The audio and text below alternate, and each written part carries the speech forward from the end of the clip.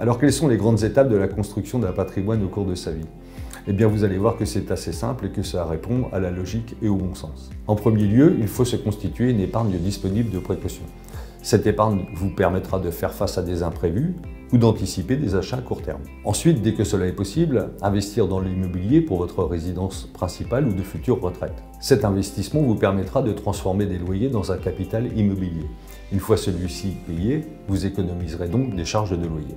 Si cela est possible, en fonction de vos revenus, pendant cet achat de résidence principale, ou après dans le cas contraire, diversifiez ces placements en fonction de vos objectifs. En immobilier locatif par exemple, si l'on recherche des compléments de revenus immédiats ou futurs, avec un investissement direct ou indirect avec des parts de sociétés investissant dans l'immobilier. Pour diversifier ces placements, il existe un large éventail de possibilités différentes. Le choix des investissements se fera en fonction de vos priorités. Ce peut être l'assurance vie pour optimiser vos rendements, la fiscalité ou la transmission, ou bien des investissements de défiscalisation pour transformer vos impôts en épargne.